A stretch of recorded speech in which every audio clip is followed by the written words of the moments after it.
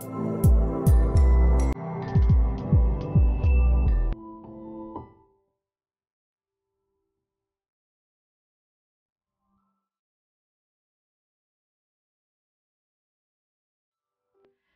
का पीरियड चल रहा है, राहु की दशा अंतर्दशा कुछ भी, और बहुत डर लग रहा है कि पता नहीं क्या हो जाएगा, बहुत बर्बाद हो जाएंगे। ऐसा कुछ नहीं है।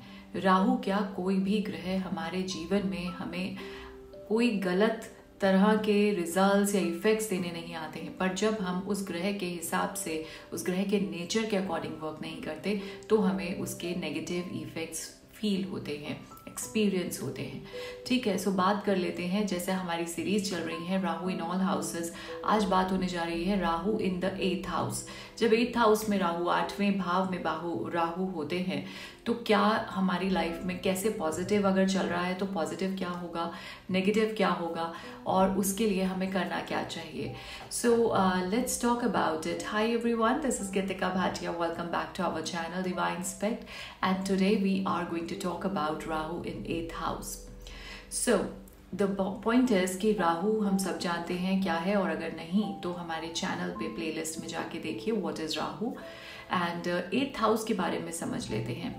8th हाउस जो है वो कुंडली में बोला जाता है इसको कि ये एक ऐसा भाव है जहाँ पे सिर्फ और सिर्फ अंधेरा है। डीप इसको समझने के लिए, इस भाव को समझने के लिए आपको बहुत बहुत डीप स्टडी करना, या फिर हम इसको अगर बोले तो ज्योतिष भाषा में हम इसको गड्ढा भाव भी बोलते हैं, कि जो चीज़ गई अंदर, समझो अंदर की अंदर चली गई। तो इसके लिए ये रिलेट किससे करता है, इसीलिए ये रिलेट करता है डेथ से रिलेट करता है, लॉन्जेविटी से रिलेट करता है, या फिर जिस व्यक्ति के 8th हाउस में राहु होता है वो लाइफ, आफ्टर लाइफ, या फिर after death what is it, या डेथ कैसे होती है, या व्यक्ति की मृत्यु किस प्रकार होती है, इस तरह की जो क्यूरियोसिटी है, इस तरह की नॉलेज उसको जानने में, ये ज्ञान जानने में उसको बहुत बहुत हमेशा उत्सुकता बनी रहती है,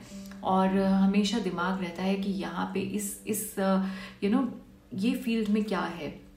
या फिर अगर हम कहें कि रिसर्च से रिलेट करता है, क्योंकि रिसर्च में भी आप किसी भी चीज़ से रिलेट करें, यदि अगर वो मेडिकल रिसर्च है, अगर वो जनरली किसी के बारे में जानने की रिसर्च है, तो कहीं ना कहीं आपको डिग डाउन डीप करना पड़ता है, तभी आप उस व्यक्ति की या उस चीज़ की इंफॉर्मेशन पूरी तरह निकाल पाते हैं। तो रिसर्च से बहुत रिलेट करता है राहु, या फिर कुछ इस तरह का प्रोफेशन जिसमें आपको धरती के अंदर तक जाना पड़े, जैसे कि माइनिंग की बात अगर होती है, सो कोल माइनिंग, गोल्ड माइनिंग, तो जहाँ पे हमें डिग डाउन डीप कुछ भी उससे रिलेट करना पड़े, या फिर उससे अगर हम हटके कहें तो सीक्रेटिव भी बहुत है राहु। तो सीक्रेट्स, हिडन सीक्रेट्स रखना, अपने मन में कुछ ना कुछ किसी के राज रखना या अपने ही राज रखना, ये रिलेट करता है।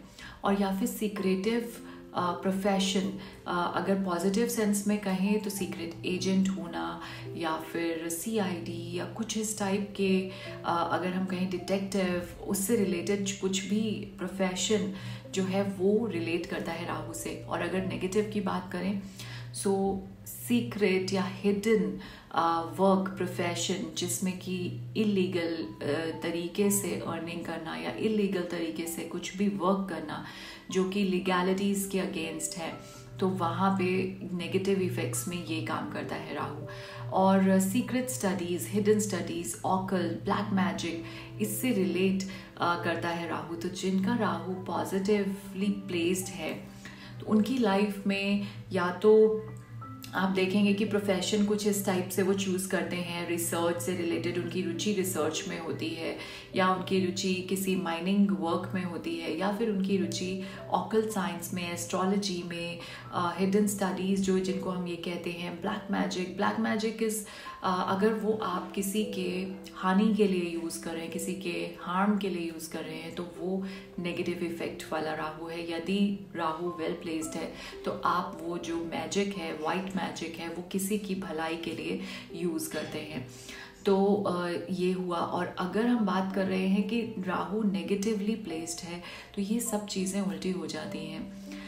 इंसान जो है वो राज तो रखता है, वो राज जो है वो कहीं ना कहीं इलीगल तरीके से पैसे कमाना या अपने आप को हिडन रखना, सीक्रेट रखना और सीक्रेटिवली अर्न करना लाइफ में, और उसकी वजह से डीफेम होना, बहुत बदनामी मिलना सोशल सर्कल में, कोई भी ऐसा कार्य करना जिससे कि बदनामी हो।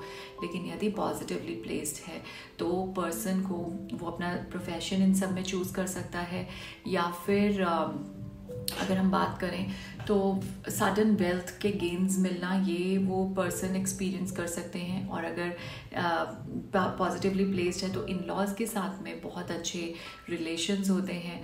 और अगर हम बात करें आपके जो एसेट्स है या वेल्थ है उसको एकोमोडेट करना, उसको कलेक्ट करना, और लोग आपको इस बात के लिए बहुत सराहते हैं, अप्रिशिएट करते हैं, the way you create your ideas, you keep your ideas, innovative idea, out of the box thinking आपकी जो होती है, जिससे आप अपना नेम और फेम दोनों अर्न करते हैं और पैसा कमाते हैं और उसको संभाल के रखते हैं, जो आपकी सेविंग्स होती हैं। सो इस बात के लिए लोग आपको अप्रिशिएट करते हैं। लेकिन अगर वही नेगेटिव इफ़ेक्ट्स होते हैं, इन लॉज के साथ अच्छे रिलेशंस नहीं होंगे आपके, या फिर एक्सीडेंट्स के लिए बहुत ज़्यादा केयरफुल रहना पड़ता है, ट्रैवल्स के टाइम केयरफुल रहना पड़ता है। सो ये सारी चीज़ें जो हैं वो आपको देखने को मिलती हैं नेगेटिव एंड पे भी और पॉजिटिव एंड पे भी। सो यदि आपको नेगेटिव जो इफ़ेक्ट्स हैं वो आप फील कर पा रहे हैं, एक्सपीरियंस कर रहे हैं अपनी लाइफ में, तो तुरंत उसके लिए वर्कआउट करना शुरू कर दीजिए। और पॉजिटिविटी के लिए आप अपने प्रोफेशन चूज़ कर सकते हैं जो मैंने बताया, रिसर्च से related, occult, hidden studies, astrology and all. And after that आप अपने लॉज के साथ में रिलेशंस अच्छे रख सकते हैं, गुड इफ़ेक्ट्स ऑफ राहु के लिए। और वो इट्स वेरी लॉजिकल, आपकी फैमिली, आपके रिलेशंस अच्छे होते हैं सो आपकी लाइफ स्मूथ होती है। सो ये सारी चीज़ें हैं और इनको आप ध्यान में रखिए। और कुछ छोटी छोटी रेमेडीज़ हैं जो आपको राहु के लिए करनी चाहिए। सो सबसे पहली है, जो आपको दुर्गा चालीसा का जो पाठ है वो एवरी ट्यूसडे को मॉर्निंग में करना है, और एवरी डे ओम राम रावे नमा की चैंटिंग आफ्टर सनसेट, सूर्य अस्त के बाद आपको ये करनी है। और एवरी सैटरडे को पीपल के नीचे, पीपल के पेड़ के नीचे सरसों के तेल का दिया आप जलाएं। इसके अलावा लोगों की हेल्प करें, जितना डोनेट कर सकते हैं नीडी बींग्स को कीजिए।